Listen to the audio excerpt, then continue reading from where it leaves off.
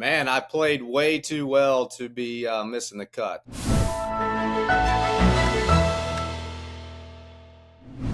It's a big week in golf. We've got Kevin Kisner coming off his first start of the year on the PGA Tour at Colonial. So we talk about that, and then we've got the U.S. Women's Open at Riviera. We've got the Memorial. We talk about where that ranks. We get into a hell of a discussion about the golf ball rollback. We have from the gallery voicemails, a lot of dip talk and appetizer talk, and it's all brought to you by our great friends at Chevy. The Chevy Equinox is your do-it-all SUV. We appreciate Chevy allowing us to really do our thing today, Trent. Yeah, no, we cover a lot of topics. Internet Invitational. There was big news that broke about that over the weekend in terms of the purse.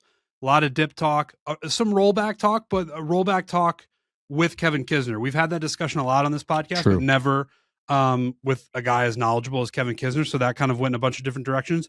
But yeah, it's all brought to you by our friends at Chevrolet. We love them. They've been supporting us for years. They help us do all of the things that we do. They've been great to us. So shout out to the great American company, Chevrolet. Plenty of room in that bad boy in the Chevy Equinox for golf bags, gear, camera, equipment, whatever you might have. Maybe you're fishing. Maybe you're doing a little fishing. Who knows? The Equinox has got great cargo space, hidden storage under the rear floor. It's bold. It's athletic. It's confident. That style in the Equinox looks good everywhere. Active trim. So it's at home, whether you're on dirt, whether you're on gravel, whether you're on a beautiful asphalt road. The Equinox has a big touchscreen. It puts all your music, all your maps, all your tech front and center. So we appreciate Chevy supporting this show. The Chevy Equinox, it is your do-it-all, go-anywhere SUV. Foreplay, presented by Barstool Sports. We are back. We are stateside. We have the whole squad. Frankie, Trent, myself, Ryan Richardson, and Kevin Kisner coming off his first start of the year. So we got a lot to talk about on that front. Big week in golf. We got the Memorial. We've got the U.S. Women's Open at Riviera. But first, we're going to talk about a couple things in our world. First off, we got, I believe, the Kevin Kisner, John Daly video coming out this week that we keep hearing from all the folks that were in attendance that this one's quite the banger, Kiz. It's an all-time video, I heard. Yeah, who knows, man? I've had about 4 times working with y'all, showing me the ropes on how to host, and had a few cocktails before we started. I don't know if I landed the plane on hosting it correctly or not. I'm sure by the end the host job got worse, but maybe I killed the intro and then the exit. Who cares? But it was a really fun day, man. We had a great time. We played 9 holes. May have some bonus golf, and then the boys had to run, but then some guys put on a concert. It was an awesome day. Welcome back to the channel, everyone. It's just Kevin Kisner doing it. Yeah, who knows what it sounds like, but I tried. Brendan gave me the thumbs up behind the camera, like, all right, we can be off now. Yeah, that's an all-timer. I mean, I think that's kind of what we envision. You're so good at this media side of the world that, we're only a couple months into this thing and you're already getting John Daly in a Kisner solo video, and you don't need us out there, and it's going to be very well received and awesome and such a great match. And Brendan told us all about it on the trip in Ireland. So I can't wait for people to see it. That's coming out tomorrow. That's awesome. Yep. That'll be out tomorrow, Wednesday. So make sure you keep an eye out for that. Make sure you subscribe to the YouTube channel. So that's a nice little bonus video. I think that was in Nashville. Everybody loves Nashville. So excellent work by Kiz. The hole-in-one event. I don't know if it's going to be sold out or not at this point. We put it on sale, I think, noon yesterday, on Monday. And, they keep going faster and faster. The footage from Jacksonville, the Ponte Vedra Beach hole-in-one event that we did, and then in Philly, I think it's really got people kind of opening their eyes. What the hell are these guys doing? And we're trying to get a hole-in-one on camera. You win $10,000 if you do it. The events are insanely fun. We're trying to kind of condense everything to, we had like a food truck, there was an ice cream truck, a DJ, an MC, everybody congregating around one tee. If you bought a ticket, participate, you get free drink, free food, there's prizing, and you get 1 minute to hit as many shots as you could possibly hit. You can go rapid fire, you could try to go quality over quantity, whatever you want to do. And if you make an ace, you win $10,000. We haven't gotten one yet, but they're incredibly fun. We do them right around sort of twilight. So the event starts, the sun's sort of setting. It's all lit up by the end of it. We got drinks flowing. We got delicious food all over the place. We got lights, we got music, and we got people trying to make a hole-in-one. So the Long Island event, which is going to be the Wednesday of the United States Open Championship at Shinnecock, which Kevin Kisner is covering. We're going to be up there. It's a little bit of a home game for Frankie, for Brendan, and relative home game for most of our whole squad who lives in the New York area. We're going to be at the Vineyards Golf and Country Club. It's going to be 6:30 to 9:30 p.m. on Wednesday, June 17th. $10,000 for a first. This is in Riverhead, New York. But make sure you go check out that link. You can buy a ticket to just spectate as well, which is, much discounted. You can hang around, and then Lisa had a great idea of putting everybody's name that bought just a spectator ticket into a hat, pulling one of those and seeing if one of those folks can make a hole-in-one. So these events are great, gents, and we got another one rolling out here soon. Yeah, it'll be fantastic. Suffolk County, Long Island doesn't get many events. They get the U.S. Open once in a while at Shinnecock, but obviously hard to get to in terms of tickets and just traffic and all of that for that week. But everything's Nassau County and the city. If you think about any big event that's being put on, Suffolk County gets left out a lot. So we're doing an event in Riverhead.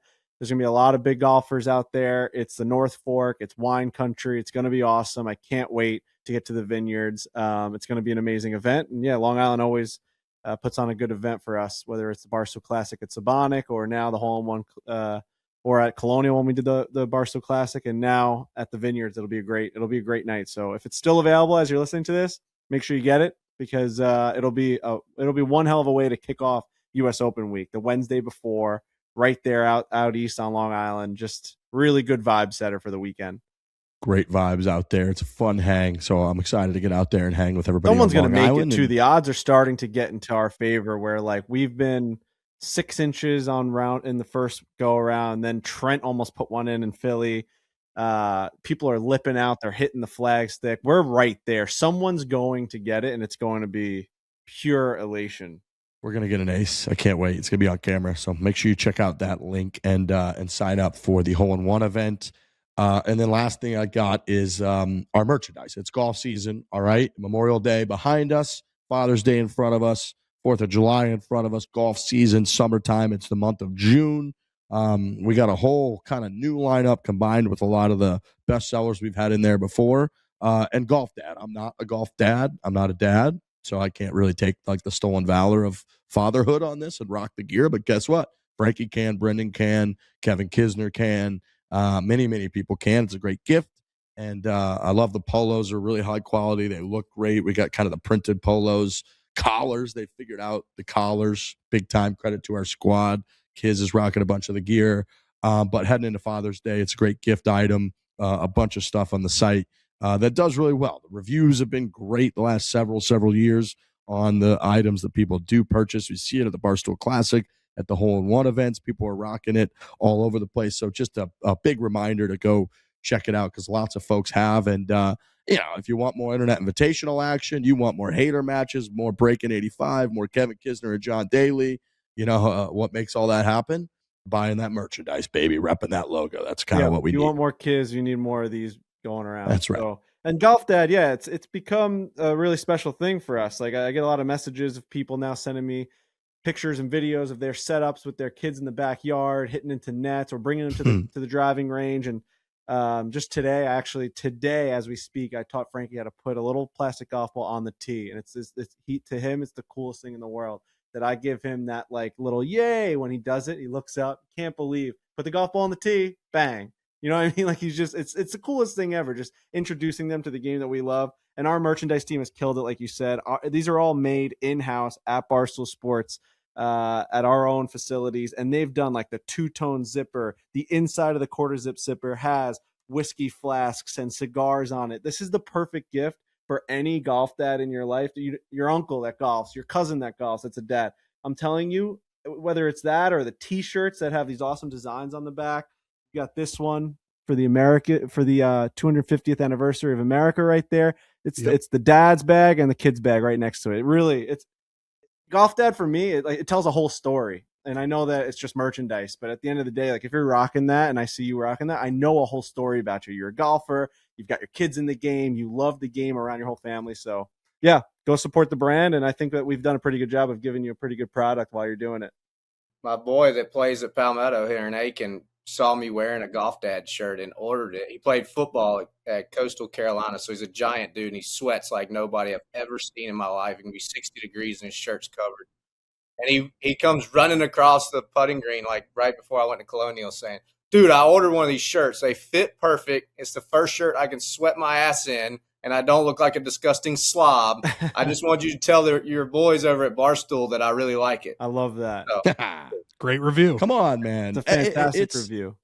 It's true, dude. It's, from where we started, and we were, everybody's doing the best they could, and we were putting out some pretty good stuff, but to get it to where it's at now has been an incredible journey. A lot of it is kind of us over the years going into pro shops, buying gear, merch, items that we like, sending it, showing it to our merchandise team. They then work with the factories and try to recreate it as best we can. We're trying to white label stuff. Years and years of that process to get it to now where we make really good shit. We just make phenomenal stuff, and we work really hard with the designs, the mock-ups, the SKUs, but really the quality and all that is a world that we don't fucking know. These guys right here don't know thread counts and collars and how to make a collar durable, how to make a shirt so Kiz's Aiken boy isn't sweating his cock off and everybody can tell. And they've just nailed it. Our whole merchandise team has crushed it and gotten to a point where everything we put out is really high quality and awesome. So I love, we appreciate the hell out of seeing people support us and buy it and rock it, whether it's at the airport or golf tournaments, golf courses, in the bar. It's awesome to see. It means a lot, and we're going to keep rolling that stuff out. So store.barstoolsports.com. We got a little collections, a little golf, and go check it out. Again, it's golf season. And so one last call out for that, if we're up. talking sizing, I would say an honest thing would be for the bigger guys. If you're going like XL or double XL, go one up, just because they're an athletic fit trim kind of. So like if you're getting something for your uncle, your dad, your cousin, your brother, and you're unsure of the size, always go one up with these because they are a tighter, more athletic fit than they are like looser. These can be worn untucked. Like they are really, really nice fit around the hip. We made sure that they look good, even if they're off the golf course. They're not those long baggy shirts, but so definitely go one up if you're like a little bit nervous in terms of sizing. Always go that way than the other side. So I think that's a good call out. For the bigger boys.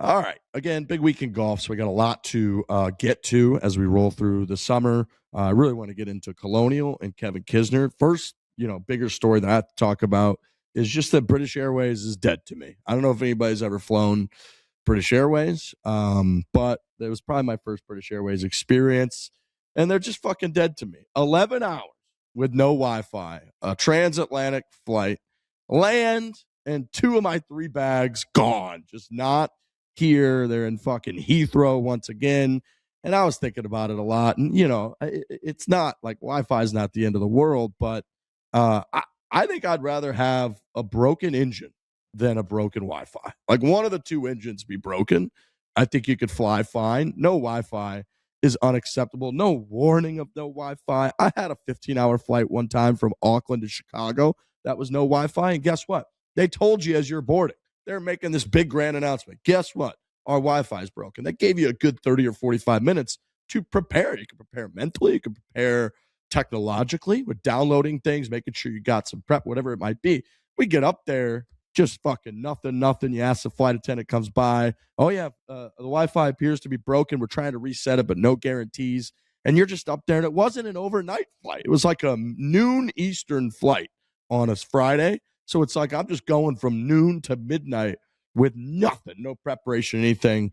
So just British Airways is fucking dead to me. I had to get that off of my chest. I'm always curious when they say they're working on it, because this has happened to me before where there's no Wi-Fi, you're connected to it, but it's not going through. And then you do ask somebody like, can you please, like, I'm sure other people are saying it, but like, if you can get it working, that'd be great. And they're like, we're working on it. What does that mean?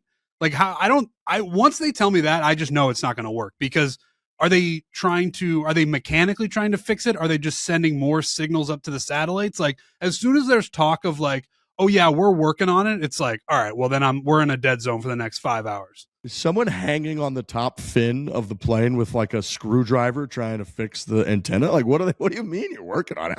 And the thing I don't understand, okay, JSX, which is on the West Coast out here, folks know JSX, awesome. I've talked about it before. Small airline, they got their own little terminals. It's great. They have every plane that they have just has Starlink, and it's better Wi-Fi than my fucking house. It's got better Wi-Fi than I have here, than I have at any hotel. It's perfect. You can. I joined a Zoom call we had one time, and I had the best connection of anybody in the Zoom call on an airplane. Starlink. How every plane doesn't just have Starlink at this point? Like, what do you mean your Wi-Fi's broke? How can it break? What I don't get how it can break. So, fuck them. British Airways, just a poor experience. It's a tough spot, but like we've got 5 adult males here that think that we know what we're doing with technology, and we're on the ground. We couldn't even get Kevin Kisner's microphone to work today. So like they're in a huge 400 passenger transatlantic flight with all this food and all these things that they got going on. If that Wi-Fi is not working, like I don't know what else to tell you. I mean, we couldn't even get a microphone to work today on the ground. You know what I mean? Like, let alone flying 300 miles an hour. Nobody knows what to do. And you're like, they checked all the other boxes, like you're saying. They're like, we have fuel, we have like an operating Bathrooms plane, are working, got food, but you're just not going to have Wi-Fi. And like I said, I would rather not have food. I would rather not have a lot of things than just no Wi-Fi for that entire experience. Well, so the issue here is that Wi-Fi and all technology is an alien form of technology. Like we don't actually know how it's working. So everyone that's here we go. Everyone that is in charge of anything technological doesn't know the real answer. You find me someone that truly knows how Wi-Fi is working and how they can fix it, and like that person might as well be Jesus. You know what I mean? Like that's insanity. Oh, I know how to send the data and the zeros and the ones up to the satellite and back and to your phone and all. It's just like we all just click buttons, we unplug things, we plug them back in, and it's just it's just the normalcy to us is just like Wi-Fi. So that flight attendants like we're working on, they're just hitting off and on. They don't know how to fix it. Nobody knows how to fix it. Even the guy paid to fix it doesn't know how it truly works. He just got a handbook once when he was working for that job, and he knows the things to do that maybe fixes it. I guess I would like them to be alerted that if we're doing a customer survey, I would say prioritize the fixing of the Wi-Fi. Yeah. There's a lot of things in that window in between flights that y'all are up there, as kids would say, prioritizing. The engine's working and maintenance, all that's probably up there on the prioritization list.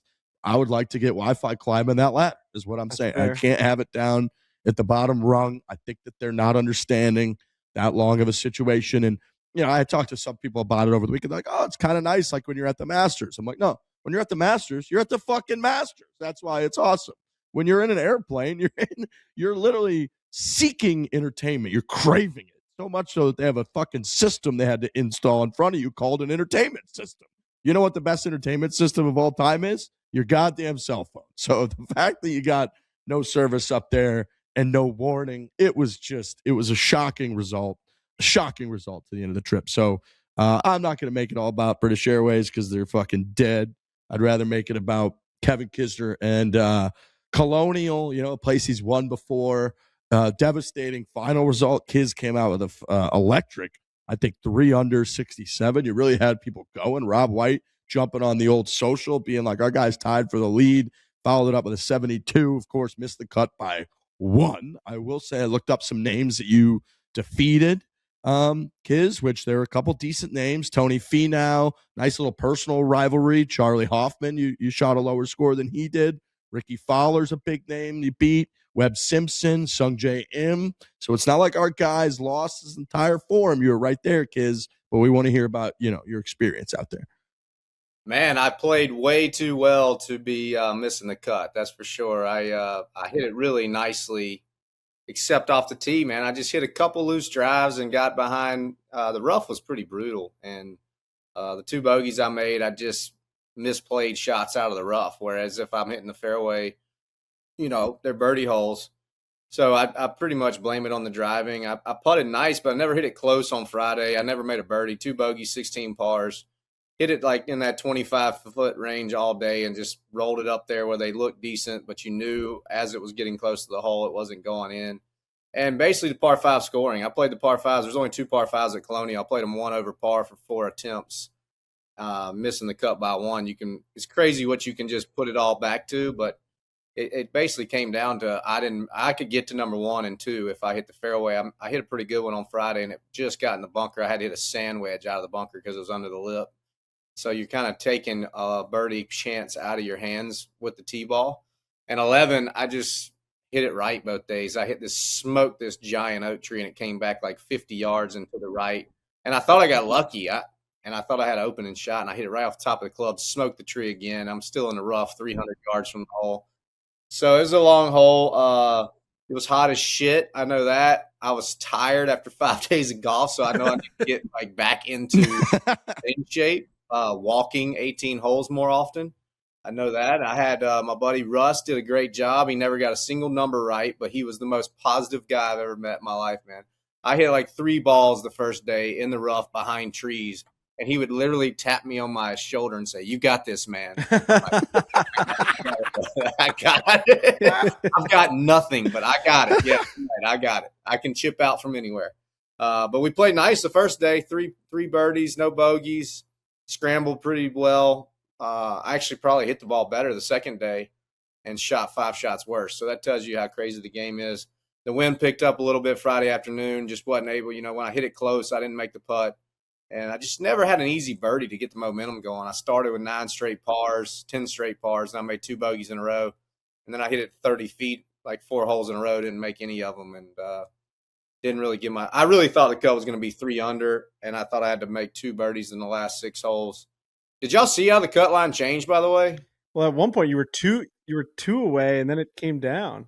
Yeah, Jackson Suber 3-putted as the last player on the course on Friday afternoon to make double on 9 to make the cut from 3 under to 2 under. Oh. And, of course, my buddy goes, no chance he would have done that if you were at 2 under. He would have made that. Going home. So it wasn't like it was like easily 2 under par. It came down to 65th.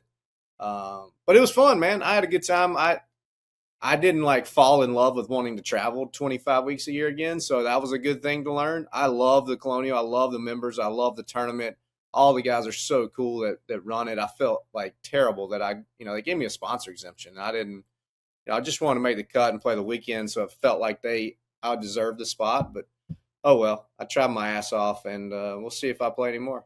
Yeah. Was there no like fire as you were making birdies and you saw yourself, Kevin Kisner T1 early in the day, like, oh shit, I could do this again? Oh yeah, I mean, I know I can play. I know I can still win out there if I like put my whole heart and soul into it and want to travel 30 weeks a year and do nothing but practice and grind. I just don't feel like I'm in that space of life where I can give it that. And I don't know if that's doing yourself justice or the sport justice by showing up casually 7 to 10 times a year and taking somebody's spot that's life or death trying to make it on the PGA Tour. I'm just kind of in that space in my head. The fire's always there. I love competing. But damn, it's stressful, man. Like I'm sitting out there grounding on 6-footers for par on both days. And it's just like nonstop grind, which is what I lived on for 20 years. And I'm not sure if that's what I want to live on anymore. I just got to figure it out. I mean, it'd be a hell of a lot of fun if I'd have shot 66, 67. I was in the lead or tied for the lead going into the weekend. Yeah, that would have lit the fire, but I just don't have a whole lot of mental space of like grinding out the cut to finish 62nd. And right. I don't know. It's just, I'm kind of rambling, but that's just where my head is. Interesting. Makes sense. Yeah. It was an exhilarating follow. I mean, we were in Ireland. Yeah. I was glued to my phone. I was just watching the play-by-play. At Portrush. Oh yeah. I mean, I was all over my phone. I couldn't keep my eyes away from it. And just watching the play-by-play. And there was the one, I think it was your second hole on Thursday. And I think you mentioned it when you were talking. Your second shot went 93 feet. The PGA Tour app was telling us. Yeah, and like we were excited because we were just excited that you were out there and like, all right, he parred the first hole. Like, let's just get a little bit of momentum here. And then when the second shot went 93 feet, wouldn't even give you to you in yards. It was just like Kevin Kisner's shot went 93 feet. We were all like, what the fuck just happened in Texas? My best was Russ doing the recap that night. He caddied 18 holes. We get done at like noon. First thing he does is get a Miller Lite. Like he's dying to have a beer as soon as we get done. It's hot. He's worked his butt off carrying that bag. So he's doing the whole round recap that night after a few beers. And I'm just sitting there listening. He goes, that hole, it was our second hole. I thought we were exiting stage right of the Colonial Championship because I just knew you were going to make a double or a triple and our whole week was over. And then you somehow made a birdie. And I was like, no, I made par. He goes, fuck that. It felt like a birdie to me. We made birdie on that hole. I like his scoring system. That was, yeah. Then when you parred that hole, we were like, oh, we're rolling now. Like, that was an incredible recovery. Also, him telling me, like, the fifth hole there has always been my nemesis. Big dog leg right, water right. It's like 500 yards. Hard hole. And both days I make par. And as I tap in for par, he goes, net birdie, kids. You definitely popped there. Let's roll. Russ, dude. Dude, I got a message from someone saying they were in the crowd saying that you raked one of your own bunkers and Russ was standing there with his hands on his hip. Oh, I raked all of them. I didn't trust him, man. You'd imagine if one of my playing competitors like just hit a beautiful shot and it was an easy up and down and they're just in one of Russ's rake jobs and they're just flaming mad. I wasn't going to let that fall on me. So he said, how embarrassing when I got done raking one of them and I just threw the rake on the ground and said, let's go. He's like, really embarrassing, man. Really embarrassing. I just stood here and watched you rake a bunker and I'm supposed to be doing that.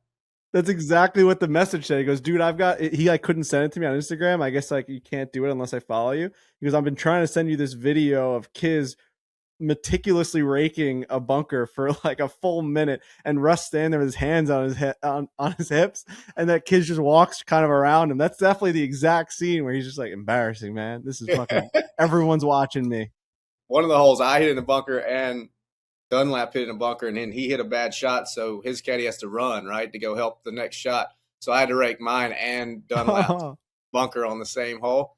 And the caddy for Nick Dunlap, Hunter, was like, thanks, Kiz, I guess. I've never had a player rake a bunker for me.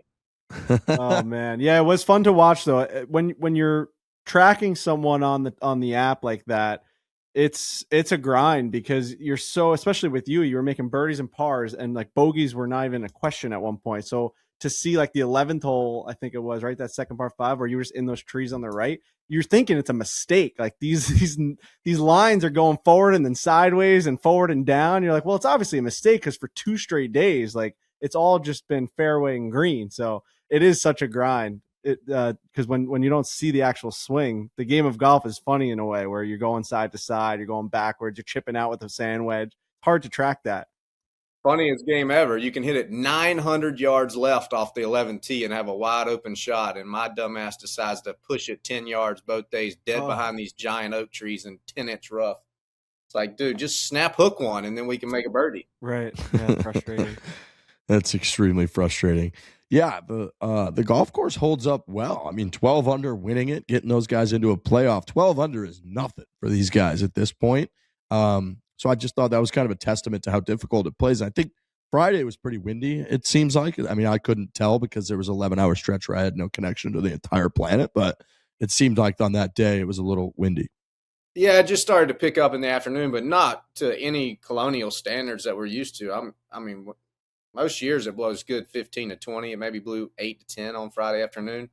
I didn't look to see what the splits on the late, early, late, but the frustrating thing is to walk off, feel like you played pretty well, you shoot 1 under, and I'm only 8 back going into the weekend, and they're like, enjoy your week home, pay everybody all your expenses, and we'll see you later. So that whole thing has changed when they went from 70 to 65. It feels like it's a shot every week on the cut line. And it's just it's brutal because if I go out there at 7:30 on Saturday morning, shoot 65, now I'm at 6 under. I've only got to shoot 6 under on Sunday to be in a playoff. Not saying that I'm going to do it, but mentally, like, you get hot, you can do it. Especially teeing off early in Texas where there's no wind normally in the morning. It picks up in the afternoon. So it was a good week all in all. I had a great time. The golf course is awesome, fantastic. It's gotten way longer than when I won, like 650 yards now. You used to be able to get there in 2 if you pounded one off the tee. Now it's just so straight that I can't drive it on the hole. You know how those holes, sometimes you walk up and it's just like 650 yards of walking down a bowling alley, and I just can't pick a shot out. There's tree line and it's straight. I'm like, it's too straight. I can't hit it in this fairway. I always hate that because, yeah, you're like, you want to be able to feel like you're going to move it some way, no matter what that way is. You want to draw it, or you're going to, you can like commit to, how to make the ball shape one way or the other. Just hitting it dead straight, you're like, well, how the fuck am I going to do that now? It's like I can't even aim. When I stand up, I'm like, am I just aiming down the middle of the fairway here, or what am I doing? This is so odd. It takes also like all the creativity out of your swing and game, which I feel like allows people, especially at your level, to like hit good shots. Is like you're able to activate part of your creativity in your brain for each shot. Like, I'm going to figure out how to draw this ball. And when you're standing there straight, you're like, I guess I'll just swing like that robot that they have swinging. And it's fucking hard. It is hard, especially when you play every other hole that shapes a certain way. And then you get this one and just like, okay, I guess this one's dead straight. Yeah. Do you feel like it is, just kind of to Frankie's point of questioning, which was like trying to see where your mindset's at. You've been doing the commentary, you've been doing the podcasting, you're doing videos on YouTube with John Daly, and then you're like out there and you can shoot 300 day one.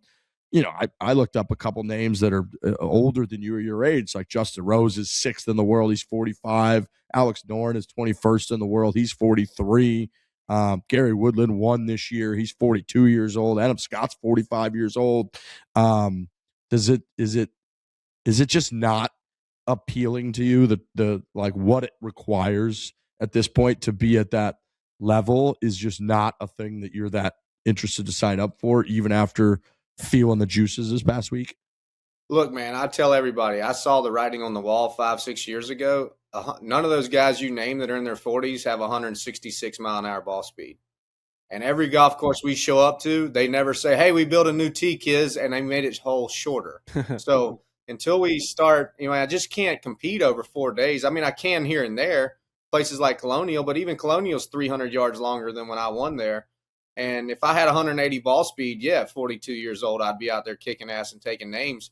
But I don't have the opportunity to miss the fairway that they do, if that makes sense. Yeah. So on 11, where I play at 1 over, if I had 15 more mile an hour ball speed, then I wouldn't have had 345 to the front in the right rough. I'd have had 290 in the right rough. And you can have so many more options to lay up or get the ball on the green or do something.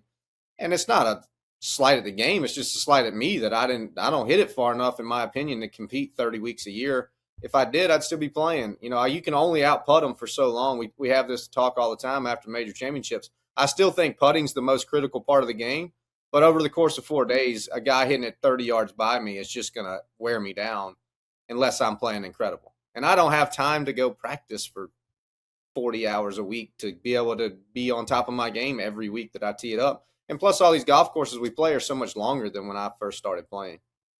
Yeah. It's interesting. It is. Yeah. It's crazy how far people hit the ball now. I mean, I was reading some stats last week about like Rory's ball speed now is like 10 miles an hour faster or something than when he was winning majors in like 2011 and 2013 and 14. It's like he was like 22 years old and the hottest thing swinging free. Now he's 36 or whatever he is. And it's nuts how he's like significantly faster. And we've talked about this before, but it was like Tiger and your co-star there, John Daly, in like 1997, 1999, the year 2000, we're like the only two people on tour averaging 300 yards off the tee. And now that's like 80th or something like that. It is the average now. Yeah. It's Right. insane.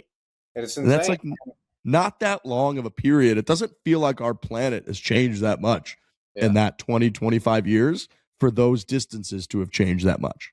I asked a formidable club rep that signs the best players coming out of college and amateur ranks years ago. I said, how do you pick? Like, how are you going to put all your eggs, call it Adidas, Callaway, whatever? Hey, I got to go pick Riggs out of these 40 kids coming out pro that I want to pay $1 million. I said, how do you pick? He said, well, number one's their ball speed. And number two, what's their mom look like? And he was being funny. It's like all that matters anymore is ball speed. Because if they got 185 ball speed and they're already accomplished, then they're going to figure it out on the tour. That's crazy, man. God. Crazy. Yeah, I'm looking right now. 116th is how far down the list you have to go to get to someone who doesn't average over 300 yards off the tee. And I think I was last in driving at Colonial. Not only it's not solely because I didn't drive in the fairway, it's just from the distance standpoint. Even if I hit every fairway, I finished like 70th out of 130 in driving. It's just how much strokes you can gain from the distance part of it. It's the conversation we were having about Rory at the Masters, where it was like, I drove the ball poorly, and it's like he's starting at his floor is so high that he can't drive the ball poorly. It's impossible because like he hits it so far, like on 18, where it's like, I know we couldn't see where it went, but by the time they showed us, it was like he cleared all of the trouble and he was like fine. Where you were saying, kids, you're like, if I hit that same drive at 18, I'm underneath 11 trees, like 200 yards out. Right? Keeping out sideways and then hitting a 4-iron on the green, where he just hits an 8-iron in the front bunker that we never saw. In the year 2000, there was one player who averaged over 300 yards. It was John Daly, averaged 301.4 yards. Tiger was second at 298.0 yards, and then third place under 290 yards, 288.7, was Davis Love III and Phil Mickelson were tied at 288.7. They were third place in driving distance on the entire PGA Tour. Yeah, and I can't wait for you to watch the video this week of Daly and how, because we played the same tees. So now you'll be able to see mano y mano, me versus the longest driver on the tour. How many ever years ago you said? 26 years ago. To today, we played mano y mano hitting the tee ball. So everybody makes fun of me for being short. Just watch the video. Okay. Wow. I can't wait. Yeah, it's interesting.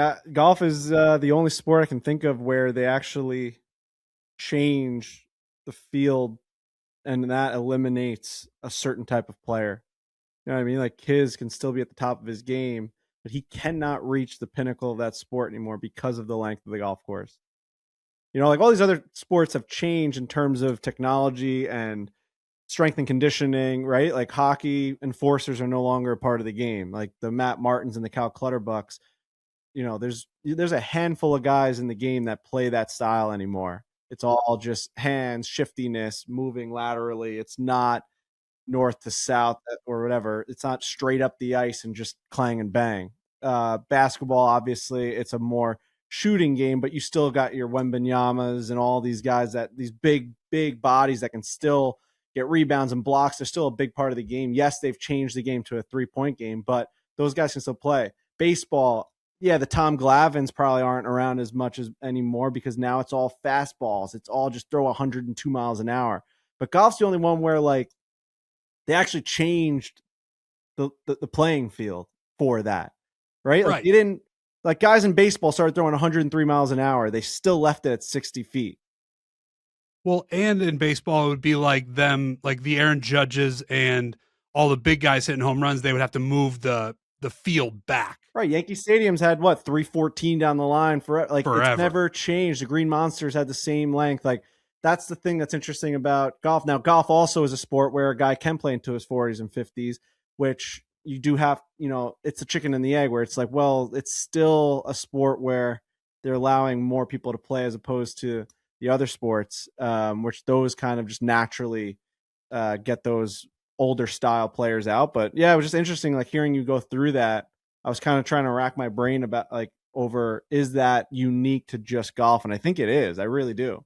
It's like you could still play the same game you did when you were 22. It's just like the style of the game of the PGA Tour has changed physically. Like the actual layout of the field that you are playing on, the course that you are playing on has changed. You said 300 yards different from when you played. Do you find that unfair, or is that just the way that it is? No, I don't find it unfair at all. I just think what happened over the time is, you know, the courses keep up with the game.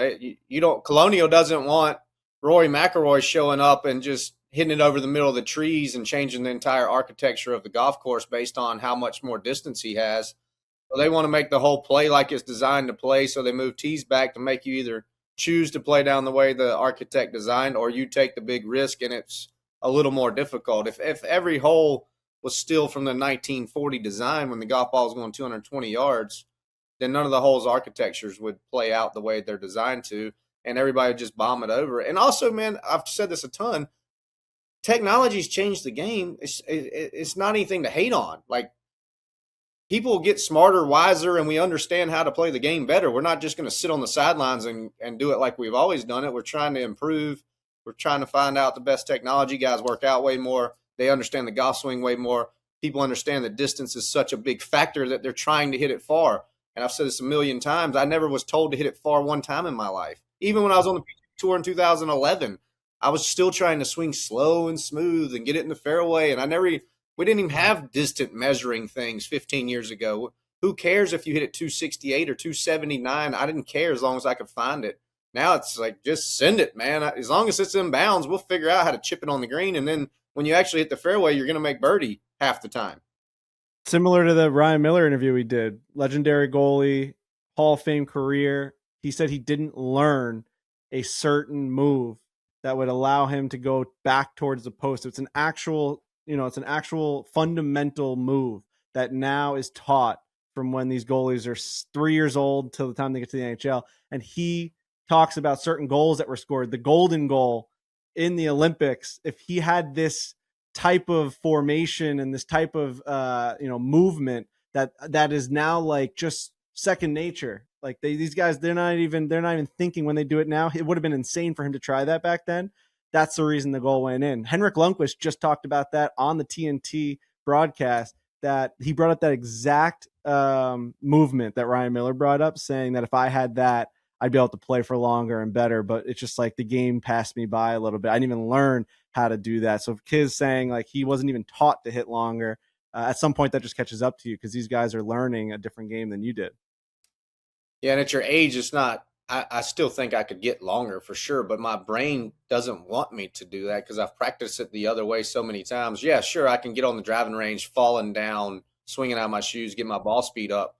But as soon as I put a tee in the ground and a scorecard in my back left pocket with a pencil, my brain's like, all right, man, just right down the middle like we've always done. It doesn't go, all right, I'm going to fall down, jump around, spin, throw my club everywhere, and who cares where it goes. Kiz, you would be third in driving distance in the year 2000 based on your 2015 year. 2015, you were averaging 289 yards off the tee. I think that was one of your better years. It was when you lost in that playoff, obviously the Players' Championship, had a great season. You would have been right behind John Daly and Tiger Woods. You would have been ahead of Phil Mickelson and Davis Love the third in the year 2000. So you had 4 PGA Tour wins, $29.5 million in career earnings. Great. See, I'm just, maybe if you're born 15 years earlier, brother, you wouldn't be on this show. I'll tell you that. We wouldn't have that much money, though. We weren't playing for it back there. Someone also told me that was my 400th start at Colonial. I don't know. Wow. So I'm officially a 1% guy. I've won 4 out of 400, 1%er. Pretty good. Every time someone says they're going to bet on me, I tell them they're an idiot unless they're getting 400 to 1. Or 100 to 1, sorry. 100 to 1. Sorry. Have golf courses always changed in the rapid rate they are now? Like from the year 2000 to 2015, when it went from John Daly being third to like Kevin Kisner. I'm assuming you weren't third in 2015, but did golf courses change in length as much as they do, or they seem to do now? Like it's such a conversation now. Did you notice like from year to year them changing? No, not at the rate at which we're doing it now. Almost every golf course we show up, in the last few years has a new tee on some hole. And I don't remember that from early on in my career at all. I think they're just changing it as fast as they're playing these golf tournaments. Yeah, it's interesting. I don't know. We've talked about this for years, this golf ball debate and the technology and the length. Like part of me understands completely that you want to see, as a viewer, you want to see the course challenge these players. You want to see it. But like the other parts, just like if technology and golfers have gotten so good that they dummy these golf courses, that's just what the sport is. That's just what the sport has gotten to. Like if Rory takes it over the trees and cuts over that bunker, like he's doing things that they didn't. That's just the game. I don't know. Like it's how much further back can you possibly go? Are we going to see in 20? If Frankie Boy makes a PGA Tour in 2060 or 20, whatever that year is going to be, is he going to play a 750-yard par 5? Like, how far are we going to keep going back? That's why they're trying to figure out the ball roll back to decide if the ball's more important or making golf courses longer. I think I'm leaning more towards roll that thing back, man. Like, let's just get this thing back to where you have to change. I would love a compilation. I would love a compilation of all of our takes on this, but. Yeah, it's a hard one to really figure out where you do land on. On one side of it, I get it's fucking awesome. Guys are just sending the golf ball. They're sitting a mile in the air so far. You're looking at TaylorMade always posts like Rory's top 10 drives from the week or whatever. It's like 376, 358, and you're just like, what? That's awesome. But on the other side of it, you do fully get that, like, there's only a finite amount of land on this earth. It's extremely like expensive, environmentally unfriendly to just keep expanding golf courses. It's complicated to do that, right? Like Augusta, to expand 13, had to like buy part of Augusta Country Club and then build this whole thing that most places don't have the resources for that. So it's like, are you going to do that? Are you going to keep trying to find more earth and then like, expand holes that crisscross through other holes or properties? Or like, are you just going to roll the golf ball back a little bit? It's like, I get it. I get the argument, and I don't know where I land on it either at this point. The land part of it seems unsustainable. Like, again, Riggs is right. Like, if you put a compilation together of all of our takes on the golf ball rollback, we've been on every side of it and sides of it that people didn't even know existed. But I don't think you're not going to get more land. So, and it would seem insane if Frankie Boy grows up and he's playing a 760 yard par 5 or whatever like that. It's unsustainable. It's untenable, but it's also, the ball rollback is so awkward.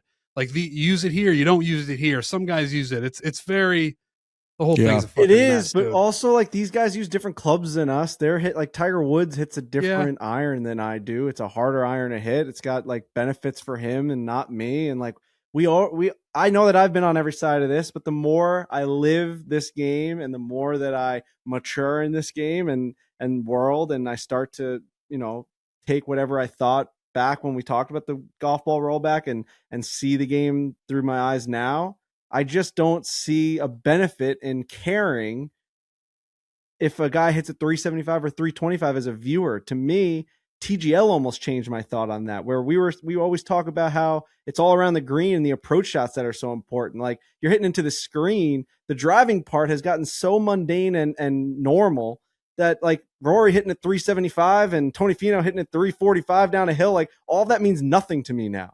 I just want to see who hits it closest to the hole and who makes the putt. Like, the number now has gotten so outrageous that if you told me it was 450 or 305, it wouldn't make a difference to me as a viewer. The camera's tracing it through the sky anyway. There's no satisfaction as a viewer to, like, that one went far, and I'm going to take a bigger swig of my beer. Like, nothing. There's no big moment of like, wow, that went super far. It just, there's nothing like that anymore. It's just that we're all so numb to it. It's like, who cares? It is a nightmare for the manufacturers if they do decide to roll it back. An absolute nightmare. And it's going to make golf more expensive for people, like that. They're going to have to invest millions of dollars in R&D and production for a new golf ball. And the companies aren't just going to eat that cost. They're going to offload that cost to the player, to the consumer. So it's like, that part of it's going to be a nightmare in the world of golf. Yeah. Wait, do y'all have to roll back too? I thought it was just pros. That's what I figured, but it is. But they still got to do all the R&D to create the ball, and TaylorMade and Titleist and all of them are still going to want the best players playing their rolled back golf ball. So they have to create that, just as much as they put effort in right now to the golf ball. They're going to have to put all the best effort in so that Rory McIlroy and Scotty Scheffler want to use the TaylorMade rolled back ball over the other one, and that costs an insane amount of money. What is our foreplay pod handicap going to be when I have to play the rollback and y'all still get to play the bomber this ball? Is what I'm talking about. I think we might be on level ground then. That'd be great. Content creation. Make content out of it. That's what we get. Yeah, it's obviously it's a tough debate because there's so many more things than just the game, which I get. It's not just the distance of how far a golf ball's going off a tee. There's more to it, like you said, but the business side of it. But we're talking strictly the game and the future of the game. To me, I don't think that there's any negative in terms of watching it. If anything, it goes back to the Tiger Woods point. Make all of this stuff harder to hit, and you'll get the best players winning more. I don't disagree with that. And I think I would, in like an ideal world where you didn't have to factor everything in, I would love to see a 20 or 30% rollback. I think it would bring a lot of golf courses in. And I think, to the point that Tiger Woods has made, is that the significant increase in technology has decreased the separation at the top, and it allows, less pure strikers of the golf ball to get away with more and have their results and the dispersion cone be much tighter than it otherwise used to be. And that doesn't allow the best players to separate themselves as much. Now, we've said that Scotty Scheffler's had like the most dominant 4 years I've ever seen in the history of golf. So it's like there's always going to be converse reactions, but or stats. But overall, I think that is true, and I think in an ideal world, I would agree. If you could roll that bad boy back, whatever that number is, 30% or so, and then you bring back a lot of these, more strategies, seeing guys have to hit like towering 4-irons because they had to lay back short of bunkers. We were at Shinnecock. I was watching that whole video on my flight. Luckily, I downloaded that bad boy beforehand. And like, it's just 490 par 4, 480 par 4. That used to be, dude, when I rewatch like Masters footage of like the 11th hole at Augusta was like 475. And these guys were hitting driver like 3-wood into it a lot. Like Fuzzy Zeller's out there carving a 3-wood into 11. It was sick. Now Rory's hitting like pitching wedge into 11. And you're like, that's just like not, that's not, in my opinion, as cool from a viewer. If you're a bit of a golf nerd, like seeing these guys talk about what Kids was saying, where it's like, no, dude, you need to swing smooth and steady, hit a 3-wood down the middle of the fairway so that you're 10 yards behind those 2 fairway bunkers, and then hit a sick 4-iron into the middle of the green on a 475 par 4 and be like, that's golf, baby. That's what I like to see, instead of just sending driver 340 over everything and then hitting wedge into a green and seeing who putts better. Is sort of like, I think the macro cliff notes of the whole argument. And I do think that would be really fun to see again. Also, if we continue on this trajectory and we don't do a ball rollback and guys just keep sending it and it goes further and further and the ball speed goes up, isn't at some point there going to be an announcement where they're just like, we can no longer go to the old course. Like, it's no longer in the Rota. And it's, like 20 years from now, they're gonna be like, well, that's literally the old course because we used to play it and it's too short. And that, it's a real shame, but we can't go there anymore because guys just, they hit it way too far. And it's like, if that's where we're going, if you really play it out, then that seems ridiculous. And that would be a sobering moment for everyone where it's like, we can't even play the old course anymore because we hit the ball too far. That would be ridiculous. It'd be insane. And I know I always bring it back to other sports and it probably drives people crazy because it's a totally different sport than the other ones I always reference. But in every other sport, they've kept it to what the field of play is, and they've made it harder for the best athletes in the world to achieve greatness in those games. Baseball has made the seams go into the ball as much. I mean, basically now it's just leather. There's no seam. The pitchers have nothing to grip onto. If you take a baseball from back in the day, or if you take a high school baseball or little league baseball, as it goes on and on and on, it gets harder and harder and harder and harder. Baseball players play with metal bats until they get to the big leagues, and then all of a sudden they use a wooden bat. Football, that ball is so slick, you can barely grab onto it, to the point where like there's a huge Deflategate thing. Like, I'm trying to take air out of footballs just to get a little bit more grip on them. It's just it's so interesting to me that in golf they never went to that part of it where it's like, let's just make it as hard as possible in terms of the equipment. They should have done that from the beginning. And now, like, cat's out of the bag. They're making a ton of money. All these manufacturers are making all these incredible golf clubs that are making amateur golfers as good as they could possibly be, which is an amazing thing. And I don't think that should ever change. It's just for the professional game, for like what we watch, what drives this sport, why we watch the Masters, why we watch the Open. Like, that part should be only focused on making it as difficult for those players as possible, and also just like having a different set of rules and regulations for those guys. And I know that the beauty of golf is that we could play the same game as those guys, but let me tell you something. We're not playing the same game. That's smoke and mirrors. That's just people that talk and say, I'm playing the same course as Kevin Kisner. Like, Kevin Kisner's playing, I think, from 7,800 yards. Fucking crazy. He's using fucking blades. I'm hitting P790s from 6,400 yards, and I'm still making a bogey on every single hole. I ain't playing the same game. I'm not playing the same game. That's bullshit. That's an Instagram quote. That's all that is. Get him, Frankie. Well, Get him. Yeah, it's like crazy. We can make it as hard as possible for these guys. And now the other side of it too, which someone's going to point out, is like, well, if Rory's hitting at 30% shorter, Kiz is going to hit at 30% shorter. It all is relative, right? Like, I mean, the longest hitters will still have a 30% advantage. on everyone else in the field. But you'll be able to play the course the way it was intended. Yeah. No, the advantage isn't going to change. They're still going to be longer. Correct. Players are still going to be longer for sure.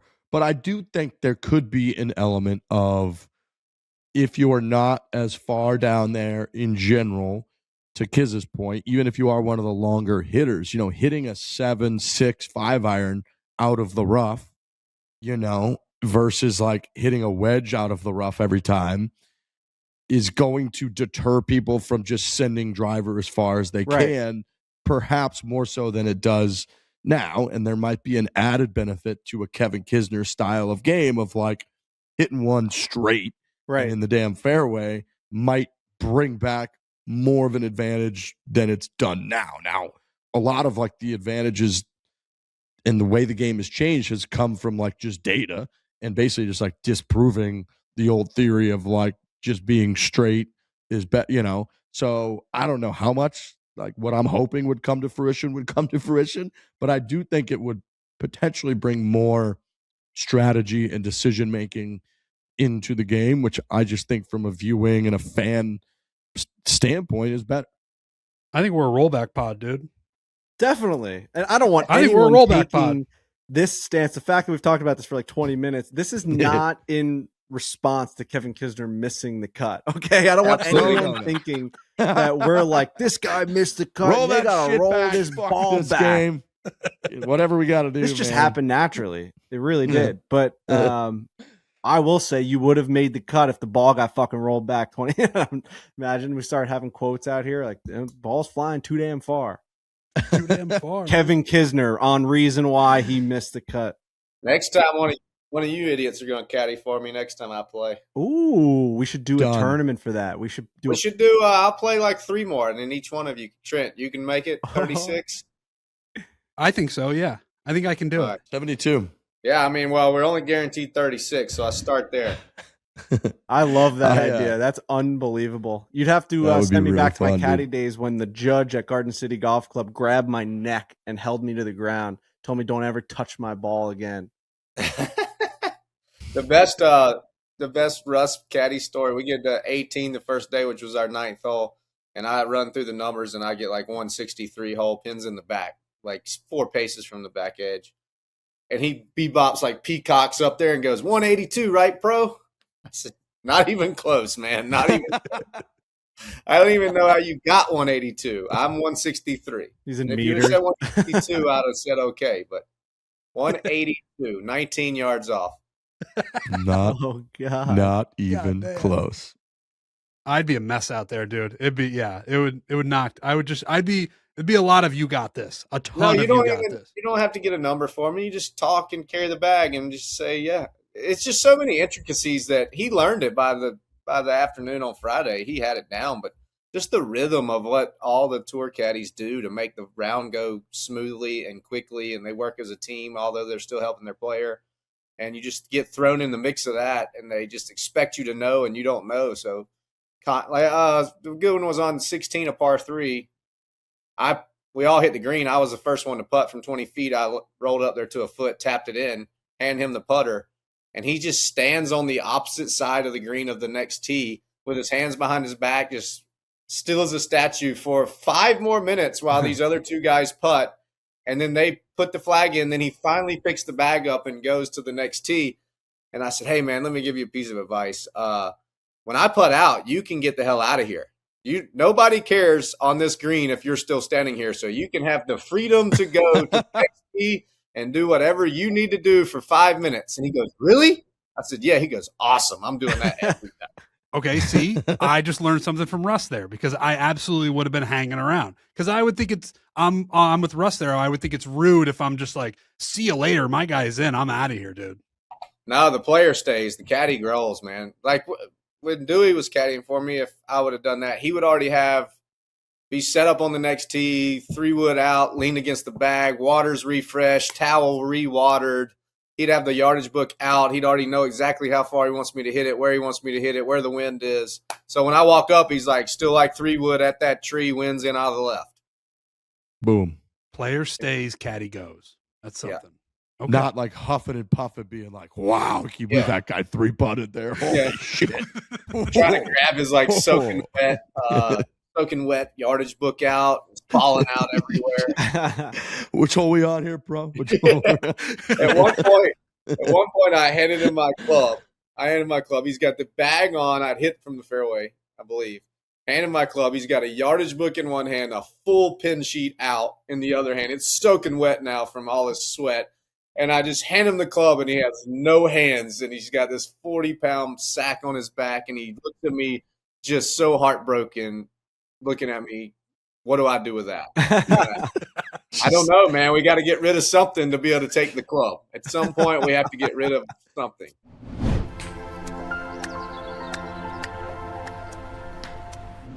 The Belmont Stakes Week is here. One of the biggest events of the year, the final jewel of the Triple Crown. And when it comes to betting on the Belmont Stakes, DraftKings is your home for horse racing.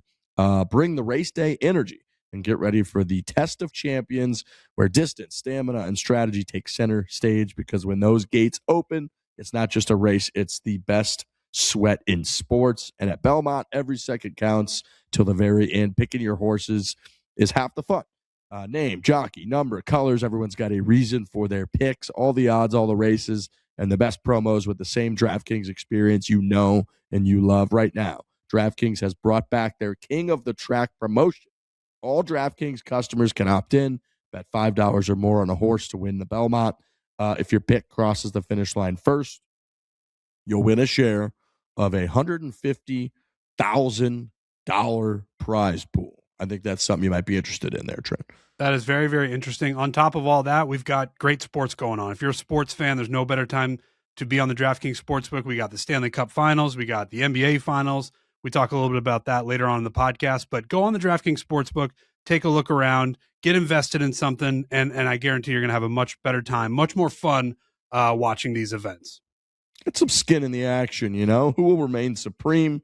Download the DK Horse app, okay? Make sure you download that DK Horse app. Use the code FORE, F-O-R-E. That is code FORE, F-O-R-E, on DK Horse. Bet $5 or more on a horse to win the Belmont Stakes for your shot at a piece of $150,000. And like Trent said, on the main DraftKings Sportsbook app, too, we got great golf to bet on this week. A lot of the stars are playing at the Memorial. Nelly Korda and the top women in the game at the U.S. Women's Open. And then again, go get that DK Horse app only on DraftKings. The crown is yours. Sport Clip stylists just get it. A light fade, neckline cleaned up, beard trim, that stuff changes your entire look more than people realize. It changes your confidence, changes the way you feel about yourself, changes the way you feel about your life. Feels like your life's together when you get a nice haircut. You know what I mean? It's like you're really presenting yourself properly. You're taking care of yourself. You got a professional, a real true professional sculpting your look. It's nice. It's very nice. Yeah, I was just at a Sport Clips. I just got my haircut, and I feel better overall. You can attack the day. You don't feel like you look scraggly or, having your hair done in the correct way, which they always do at Sport Clips, really is a confidence booster. So definitely check out Sport Clips. We've been using them forever. I go to the same place all the time. They welcome me like I'm a friend. You get the MVP treatment. You do the whole thing, and it's a great thing to have your hair cut. It is. Confidence honestly starts before the big moment. Could be a big date, job interview, or playing on the world stage, U.S. men's soccer team. Whatever the moment is, when your hair's dialed in, you just carry yourself quite differently. With Sport Clips haircuts, you can look sharp and feel good walking into whatever might be next. Show up with style with Sport Clips. Check in online today.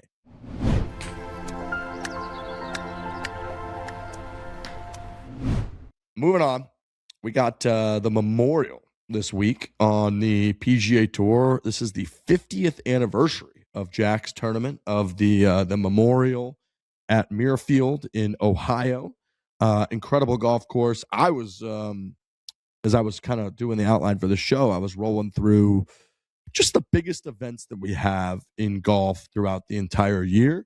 This is, I think, easily a top 10 biggest event that we have on the entire calendar is the Memorial. I think it might be the biggest PGA Tour event outside of the Players that we have the whole year. I think it's better than Tour Championship.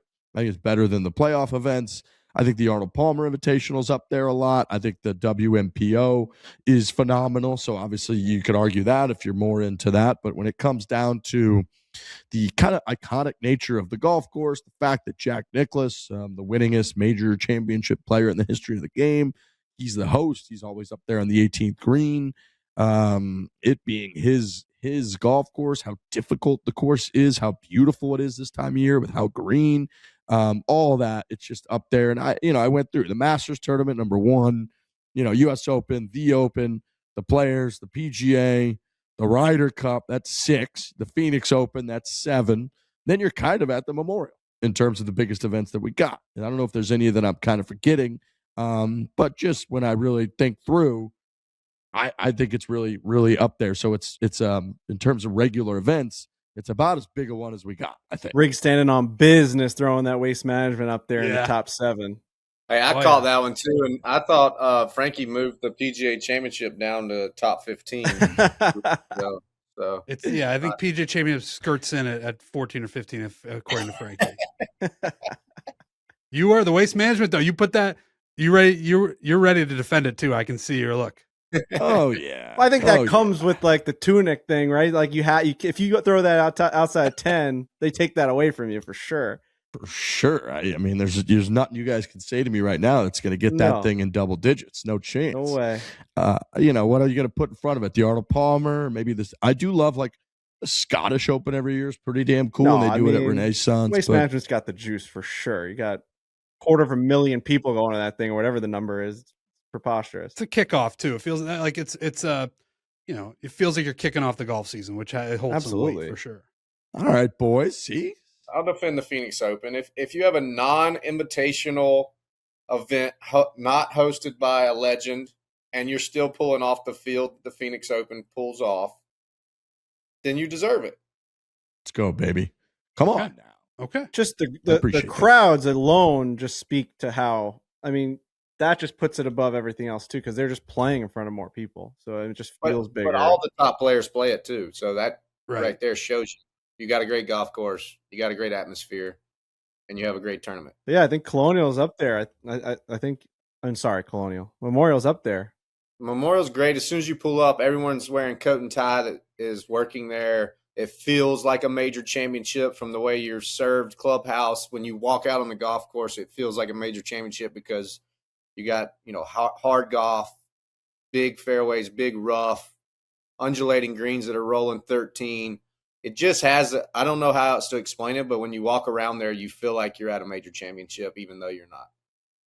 See? That's what I was kind of trying to get to, but once again, you got it to it way more – you got us there way more articulately than I did or we did. But as a viewer, I think that comes off as well. When I saw the Memorial, I see that cool green logo that they've got. I kind of like when that came across my desk because – I can't really keep track week in and week out what's next. It's like we just wrapped up Colonial. I was excited to talk about Kiz's experience of playoff Eric Cole, who was me and Kirk Minahan staple. We used to pick him like every week when we would do our gambling show. He was texting me yesterday. He was all fired up. He's like, our guy's going to win. But it's like it's hard to keep track of what's next, especially this time of year, unless it's like a major the following week. So when I saw the Memorial kind of rolled over to it's the Memorial week, I got that same kind of feel of like, this is a big goddamn event, essentially. And I think that's great. I think that's hard to accomplish on a week in, week out basis. I think we do a pretty good job on here of shitting on most events. It's just like, if you're not a major, you don't have a ton of juice. This one's got a lot of juice. Yeah, the walking scores wear tie and Oxford shirts. There's not all the people inside the ropes that we normally have inside the ropes. They have you're like Augusta, they have the through scoreboards on the holes that your group only is on. They have, what else was it? Oh, the caddies wear sneaky white jumpsuit looking things. So you feel, I don't know, all those things just make you feel like it's a big deal. Yep. What about the milkshakes? Milkshakes are incredible. When you walk in to eat lunch, you can sit down with Mr. Nicklaus and have lunch and make fun of his golf course like I did one year. And he told me to shut up. It was just a 5-iron. It was a great one. I hosted Mr. Nicklaus. I don't know if I even told y'all this on the pod. I'm sure I did it during the Masters. I don't know how I got this gig, but I was his moderator for a Q&A for 45 minutes. So him and I retold the story of him redoing the 16th hole at Memorial Muirfield Village. And the first time I played it on Tuesday, this is the biggest dog shit hole I've ever seen. Whoever designed this hole is an idiot. If I hit a perfect shot and one hops in the back rough on a downslope chip into water, if I bail out to the right, it's in a deep bunker that I'm hitting bunker shot downhill to the water. You can't hit the green. This is just idiotic.